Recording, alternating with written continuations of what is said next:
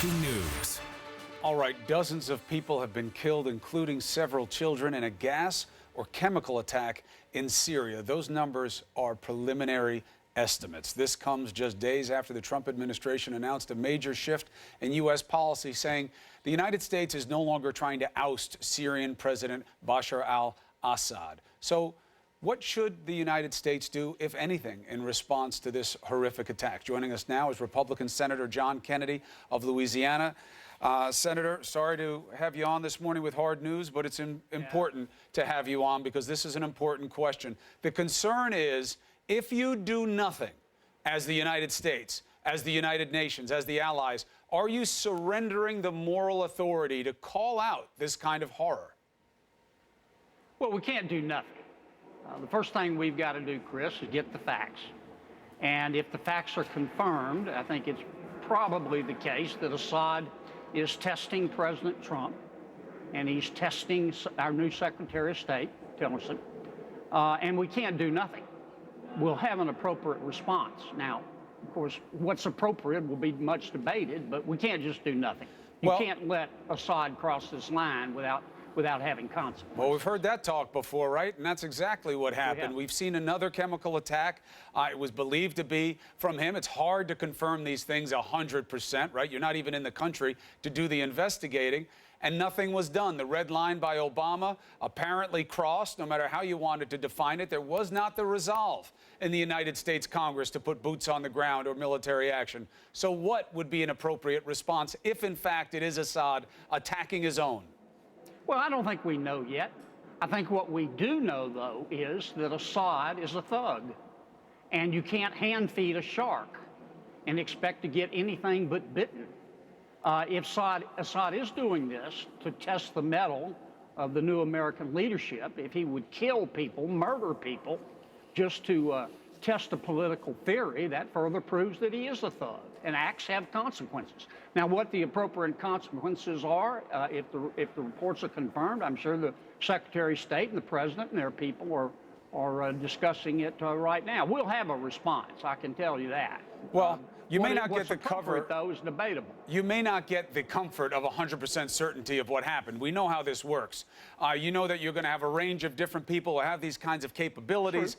There'll be different sightings. You'll have some intelligence coordination about who was in the air at that time, and it'll be as likely or not that it was the Syrians. They say it wasn't them. So the question becomes, on what basis do you act, and what do you say? We've heard nothing from the president so far about this. Is it time for him to put out a statement? Well, I don't know what he's looking at, Chris. I trust our intelligence officials. When they tell us they're reasonably certain that Assad's doing this, then I will be willing to act on that assertion. All right. Let's use that as a segue. You say you trust your intelligence officials. Does that trust extend to the notion that Susan Rice, if she asked for any unmasking of American citizens because of the volume of contact between them and Russian points of foreign contact, that it was done for rightful reasons? Well, masking is not infrequent. The issue here is whether it was done for intelligence reasons or for political reasons. And I think we've got to get to the bottom of it. Is there any indication that it was done for political reasons? We know there was a paper trail in requesting it. We don't know that the names were brought out.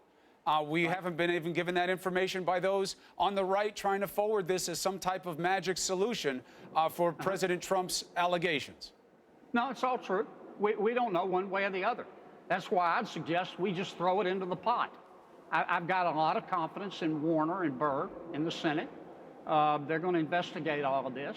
They're both, I think, as objective as they can be, given the different sides of the aisle, and I just add it to the list. We'll get to the bottom of all this, and once we get the facts, we'll let the chips fall where they may. We'll report it to the American people, and we'll let the chips fall where they may. I think it would be appropriate for Ms. Rice, if she is involved, to come to the Senate committee and explain what happened and why. But is it helping in the aim of truth and clarity, or is it just muddying the water? This is being called a crooked scheme by the President of the United States, and there's absolutely no basis in fact for that assertion. It is more likely a distraction than it is anything else. Why just keep adding things to the stew because of some rogue suggestion? Well, I understand your point. My guess is the White House would disagree with it. I don't know whether you're right or the White House is right.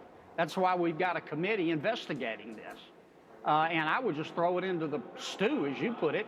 Now, it's not going to be the first thing the committee's going to investigate, because there are a few other things ahead of it.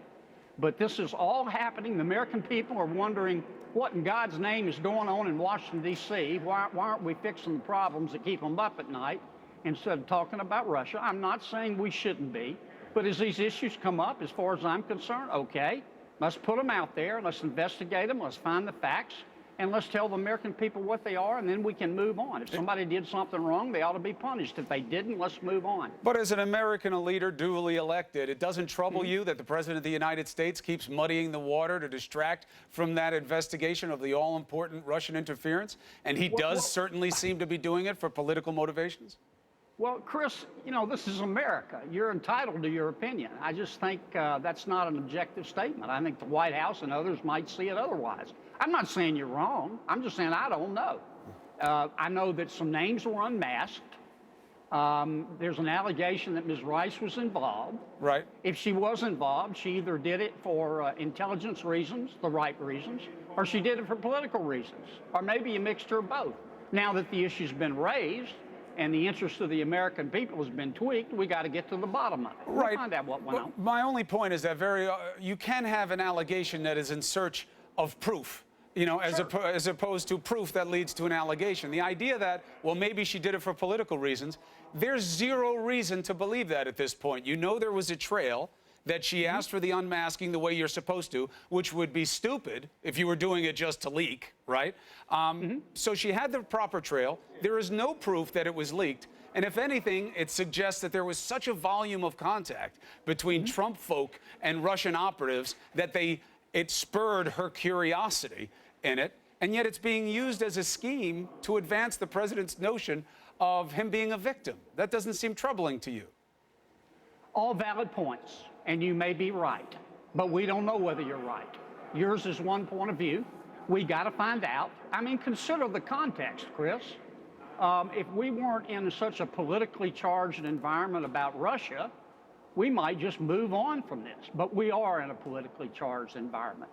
I mean, I remember studying about Russia in college. I'm scared to admit that. I mean, this is an extraordinarily politically charged environment.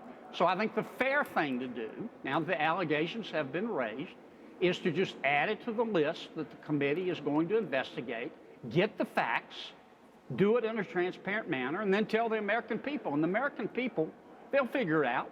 I mean, not all Americans read Aristotle, but they usually figure things out pretty well. What do you think is going to happen with Gorsuch? Do you think we have a new justice this week? I do.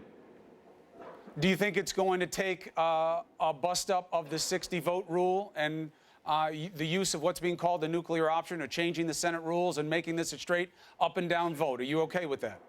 I hope we don't get to that.